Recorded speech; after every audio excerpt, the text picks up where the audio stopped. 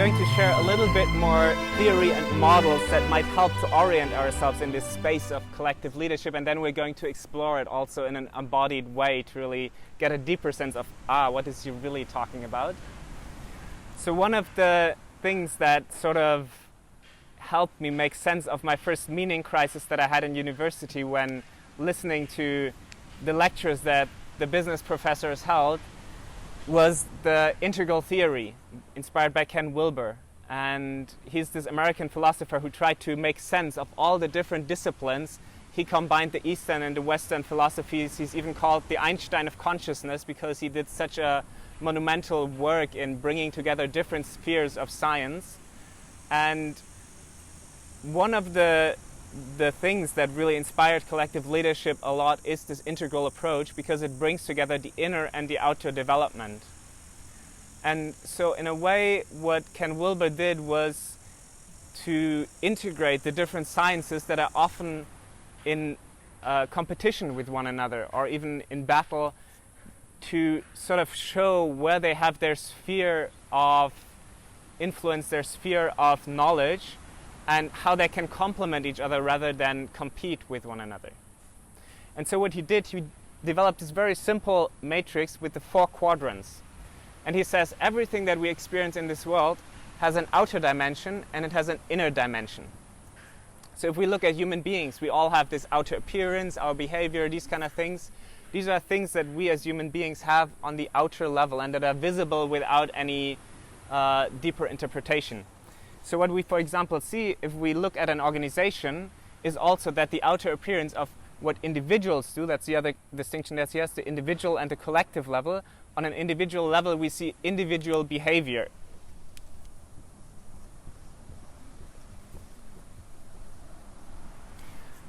So this is something that even someone who doesn't know the people can see when he comes into the company, and sees how people interact with one another. And you can also, in a way, say if we want to have a more integral leadership style, then this is also where we can start. We can start influencing the behavior and know that there are some mechanisms that we as leaders can use in order to incentivize certain behavior. So, for example, we can design our bonuses in a company in a way that directs behavior in a certain way or in another. But then you also have a collective dimension of the outer perspective on a company or an organization. And what you can see here is that on this outer level, that what you can observe from the outside is all the structures, the processes, how the organization has their organizational chart, these kind of things that are sort of visible and observable from the outside. So here you have structures and processes. But then what is often neglected is that there's also an inner dimension to organizations.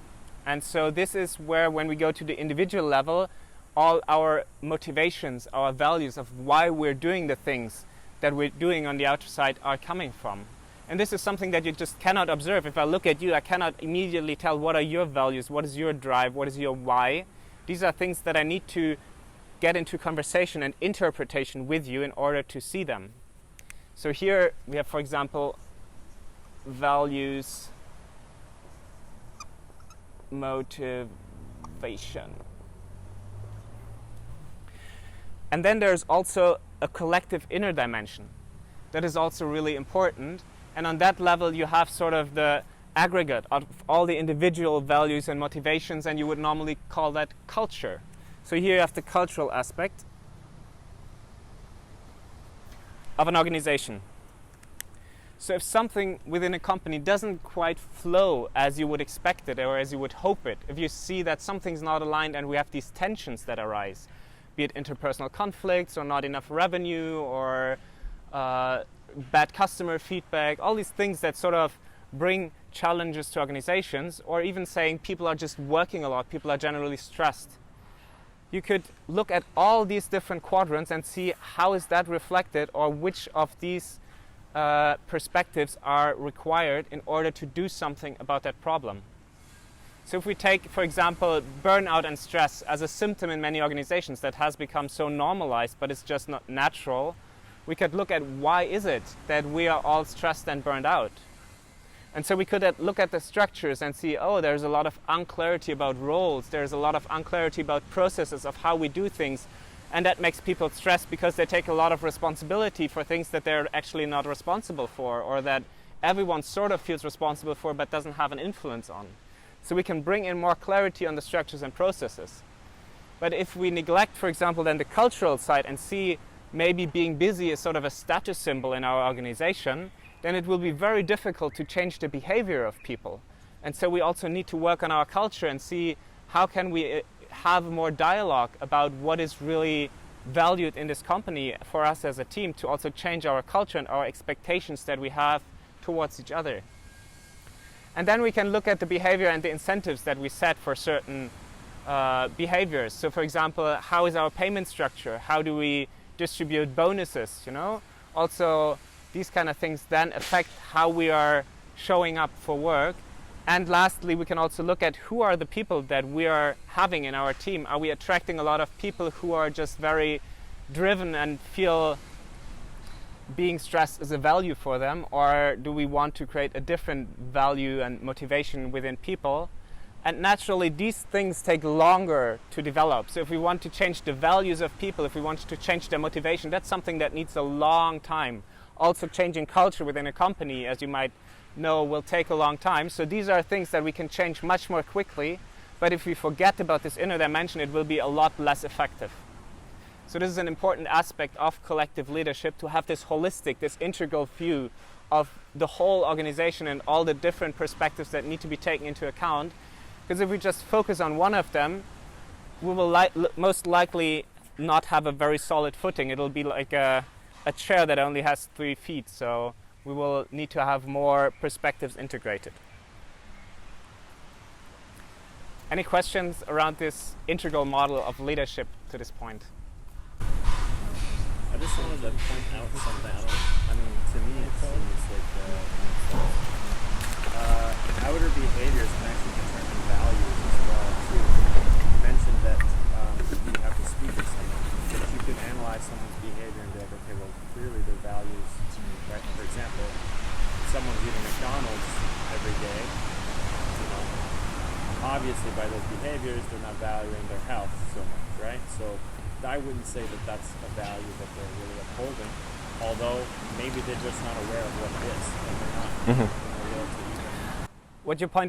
What you're pointing out beautifully is that these different perspectives are not separate, but they're interfering with one another and also being very codependent on each other. So changing one thing here will have an effect on all 3 other quadrants, and obviously, some behavior can also guide us into what are the values. We can observe the behavior and from that make some assumptions, but to have really a deeper understanding, just one single action, one single behavior doesn't tell us all about the values of a person that is more on the inside. That's where we need the interpretation and the dialogue, and we need to get into a personal connection with a person.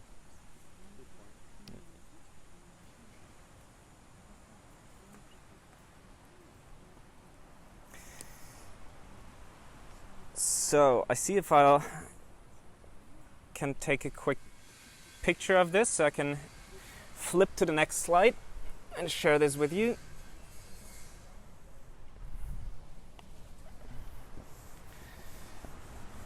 So a lot of organizations are really strong when it comes to processes and structures and behavior, so these outer dimensions, and a lot of consulting companies are actually working in this field to transform that.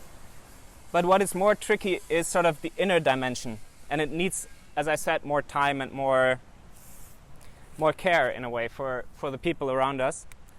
And so if we look at leadership and maturity, if we have very mature people in our company, we need less formal leadership. And maturity means the ability to self-reflect, to set your own goals, to be entrepreneurial in a way, to take self-responsibility, which is probably the most important of all, and to bring a general capacity to communicate with one another and have maturity also on the interpersonal level. So if we have formal leadership here,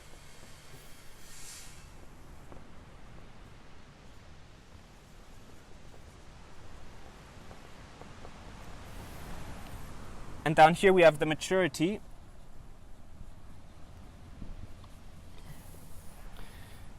So here is high level of leadership, low level of leadership, low level of maturity, high level of maturity. We can say that the lower the maturity, the higher the need for formal leadership is. And the higher the maturity, the lower the need for formal leadership. And this is really important because if you work in an organization with people who have generally a very high level of maturity and you'll implement a lot of formal leadership, they will at some point get really dissatisfied. Formal leadership could be telling people when to come to work, what to work on, telling people when to take holidays, and all these things that are normally so formalized in organizations. You know, a lot of processes, a lot of structures that tell people what to do. This is formal leadership, and it's required for people who don't have the capacity to self-organize themselves in a way. But the more you move towards a higher level of maturity, people are eager to self-organize and also to work together in a self-organized way, meaning distributing work amongst each other without having a leader or a manager tell them what to do, but also setting their goals themselves individually. So this is another thing to keep in mind if we're looking at organizations, and every organization is different. So you need to, in a way, assess where are we as a team, where are we as a collective or as a project, and what's the level of formal leadership required, and where can we also give up some formal leadership and leave that more to the team to decide, so that they can also live up more their co-creative potential and move more into a self-organized way of working together.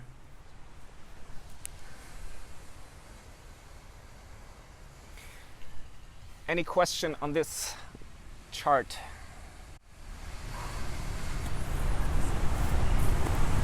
What actions have organizations taken that kind of try to shift that culture from formal to an informal or more flat hierarchy, I suppose? Mm-hmm. What are the concrete actions that you've seen work well? Right. Because it's tough, right? Yeah. Into an organization that has a very strict hierarchy and a very formal micromanagement leadership style, Yeah. it's not easy to shift. Yeah, So, totally. And in terms of creating a field that is more mature, it needs a lot of interpersonal work, you know, it needs a lot of dialogue and inspiring people and giving them small steps in order to grow more into this self-organized management style or the self-organized leadership style. But one of the things that organizations, for example, do on a very simple level is to give more responsibility to employees and do it in steps and thresholds. So, for example, say someone always had to first ask the procurement department if they wanted to purchase something. Then you could say, for all buying activities that you have that are less than $1,000, you can just spend it. And we'll give that responsibility to you that you spend it responsibly for the good of the company. And if people do well with that and they feel they can live up with this responsibility, then you can increase it and say for spendings up to 10,000 euros you can decide on your own. Or you can also introduce more flexible working hours. And this includes also giving more trust to your team members, to your employees even. So in order for them to decide when they want to come to work, they need a way of time management and self-organization that is in a maturity that doesn't tell them you need to be at work at 8 in the morning. You know, these are just very simple things of how to work with the structures in the lower right quadrant and with the processes and the procedures that you have in a company, and also the decision making to shift more responsibility from managers to the employees. And shifting that responsibility also could mean including them more in decision making processes. So instead of making every decision at the top of the pyramid, distributing more of these decisions to where they're actually implemented, because usually there people have more knowledge. So for example, some companies move to giving the people in the assembly lines the authority to buy new machines if they're needed, and have sort of a consulting process where they need to consult the financial department, consult the other people who are affected by this purchase, but then can make the decision on their own. Does that answer your question? When you refer to maturity, are you referring to the maturity of the company or the maturity of the employees? the maturity of the employees in general, yeah. And then that also reflects or is aggregated as the maturity of the company at one point, but it's really more about, if I am in a leadership role and I'm working with a group of people, I can assess with the individuals of what is their level of maturity and how much responsibility can I give them accordingly and how much formal leadership can I let go of so that they can really thrive. Because this is the thing, if someone is just at a very low level of maturity, there is no judgment in that at all, it means just they need a lot more care. So for example, if you look at children need a lot more formal leadership than adults. You don't need to tell an adult when to go to bed, but for children it's crucial so that they can mature, that they can at one point make that decision themselves. So as a team leader, how do you manage that kind of relationship when you have within the same team two levels of maturity and they work together? It's like, how do you manage that like, how do you assess the situation and manage that communication with these two?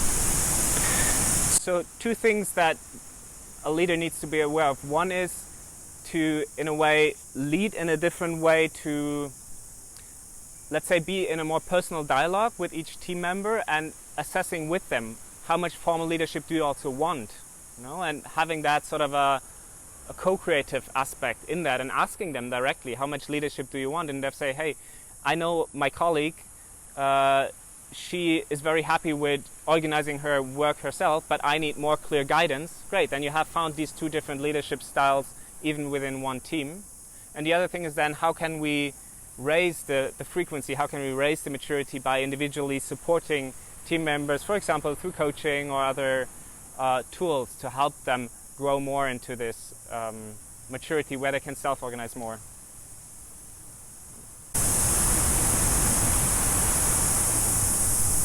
So two questions. Does the line ever approach zero, or is there always a level of the threshold of certain leadership that is still needed? And just the overall aim of the whole thing, like the shift, is it to unlock potential? Is it to become more efficient, to become more agile?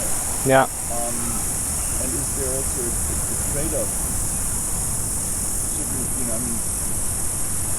Sometimes it's good to have other people make decisions for you. Exactly.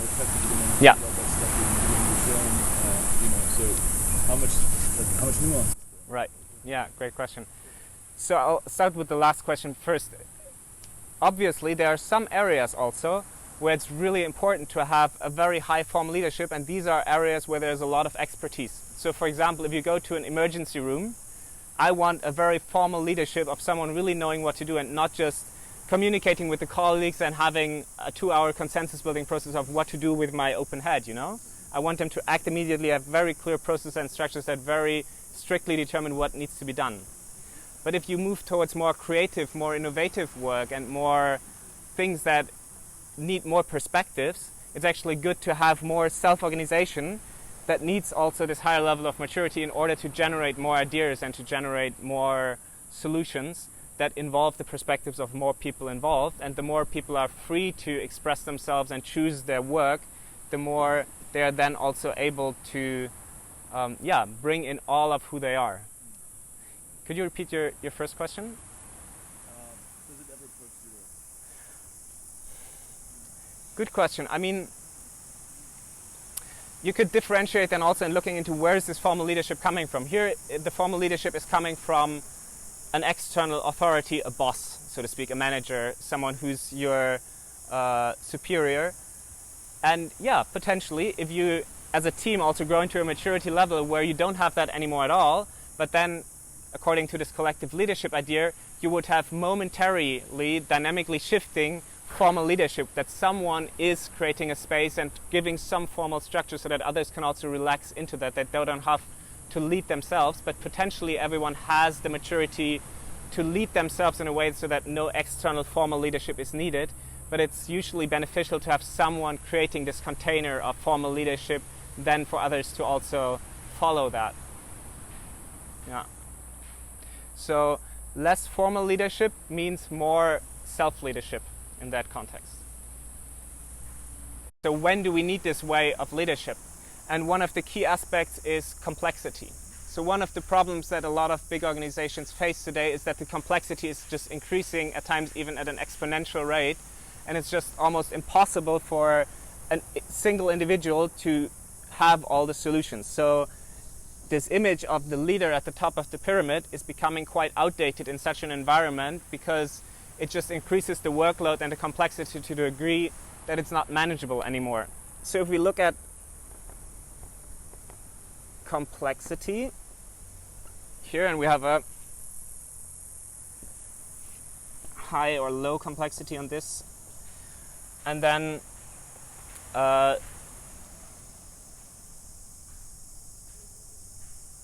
self-organized or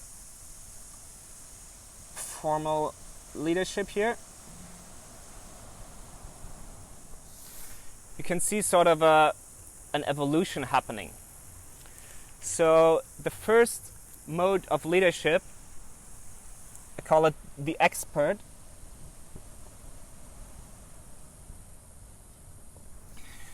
So this is where the complexity of the environment is fairly low. The tasks that need to be done are quite repetitive and it's always the same.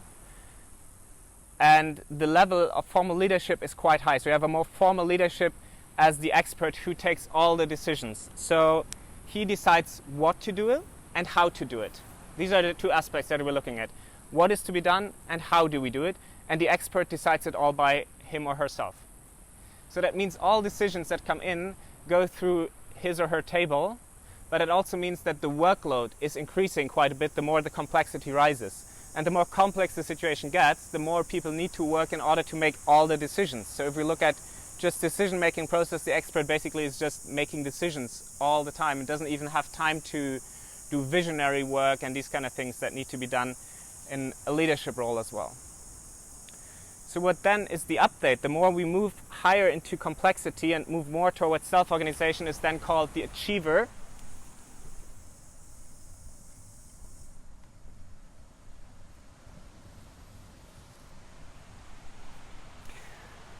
And the achiever gives more responsibility also to the team members.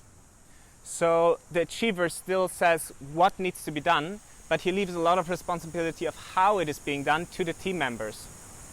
So he or she is leading by goals and setting a goal and says, this is what we want to achieve this month. I'll leave it up to you how to do that. You can organize yourself around that in any way you want. I don't care how much you work. I don't care where you work from. I don't care how much money we spend. I'll leave that up to you as long as we achieve that goal. Maybe how much money we spend is part of the goal equation. So there might be still some boundaries, but it's a more self-organized principle already where the leader leaves more responsibility to the team. But then there are still situations that are just so complex that it needs even more self-organization and therefore also more maturity. And then the leadership role shifts again.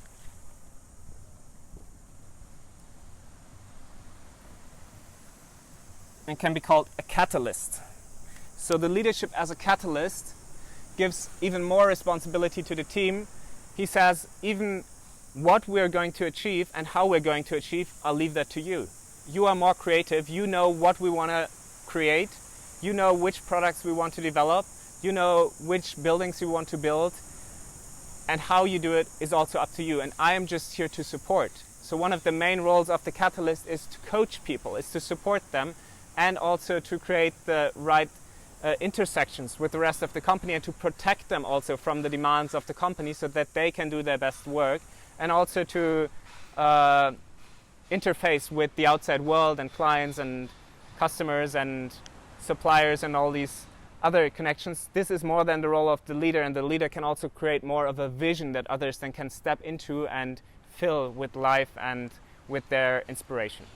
Yeah, they can all exist at the same time, and depending on the situation, it's also really helpful to shift dynamically. So in some situations, for example, if you have an emergency, it might be great to fall back to a level of the expert where there's one person and saying, I'm deciding we're doing this now because this is an emergency situation. We don't have time to have this consensus building process that is possible here. We need to decide quickly, and so also we as a team can decide, please, can you decide? Because we don't want to be bothered with this. We need an expert here to take this formal leadership decision now.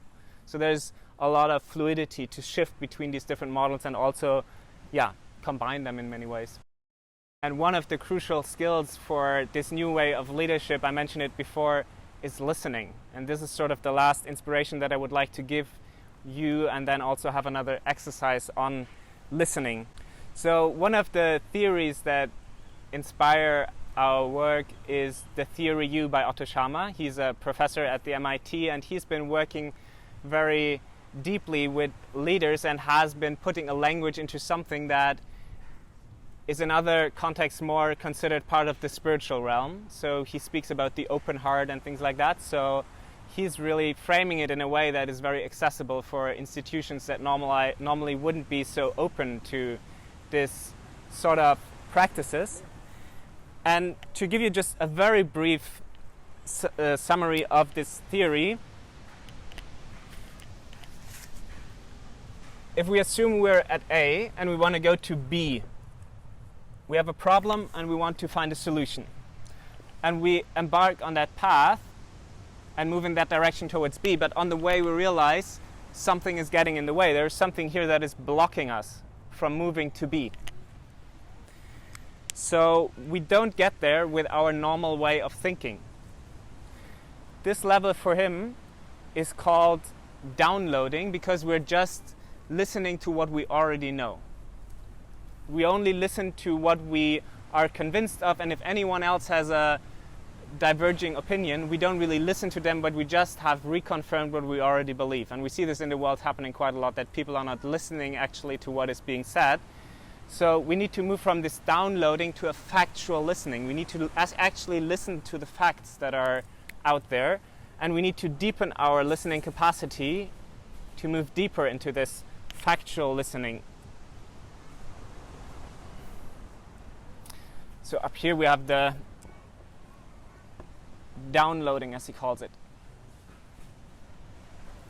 But if we then try to move here, we still see there's still a wall. We can't move to B, so we need to deepen our listening even further. So on this level here, from the downloading to the factual listening, we need to open our mind.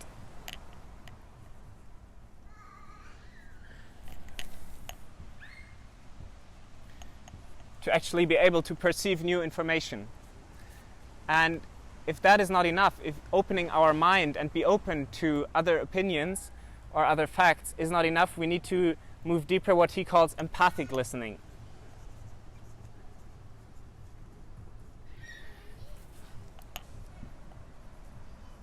So we need to open our heart to what the other person is sharing, and not only listening to the facts, but also listening to what that does to the other person and what's the emotional resonance that that creates, not only for the other person, but also in between us. And maybe there's a way that from there, if we actually connect to the other person empathically, we can actually find a solution to go to B and solve our problem. So, for example, that is what is being done in design thinking. For those who are familiar with that innovation method, it's really about listening to your customers and making surveys and asking not only factual questions, but also understanding them on an emotional level. Marketing is happening a lot on that level of really not just, I mean, if you do it in a more holistic way, you're actually listening to your customers and using that to also then feed back into your products and create products that people actually need, not just on a factual level, but also to fulfill their emotional needs. But sometimes even that cannot be enough. And so he says there's a next and the last level of listening that he calls generative listening.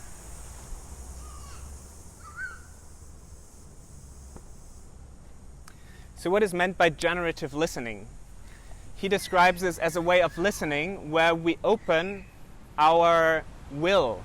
So we let go of our agenda. We let go of our sense of direction where this conversation needs to go. And therefore we open ourselves up to be surprised by what is being said. Or I even listen so deeply to you that you are saying things that surprise you because you never said them out loud before, you never even thought of them before. So once we open our will, we come to this bottom of the U. That's why he calls it the U theory. And here at this bottom of the U, something can happen that is called emergence, where 1 + 1 doesn't equal 2 but 3. A synergy emerges that is completely new and that wasn't there before. We're not just combining two factors and but we're creating something entirely new that is being generated through the way that we're listening so deeply, not to ourselves, but also to the environment around us. And then he has a whole process of how do we prototype, manifest, crystallize, and then perform on that level to actually bring that back from just the listening to the material world. So it's basically also a dive from the material to the immaterial and then back to the material to actually manifest innovation in the world. And here there's sort of this moment of stillness where we become so empty, and some of you might know that from group processes. There comes this point where there's just a sense of being lost and I don't know where we're going. It's also called the groan zone. And in that moment, if we stick with it and we know that this is an important part of a group process, then we can also navigate through it and allow for that moment of stillness, and out of that stillness usually true innovation comes out. So if we look at this in the context of leadership, one of the roles of leaders, especially when they move to this catalyst role, is to create spaces that embody the possibility to actually not just listen factually, but also empathically or even in a generative way. So this is a model of how we can deepen our listening, but as all models, it's just a map of the territory and not the territory itself. So I suggest we go into one last exercise to actually experience especially this way of listening empathically, but also generatively.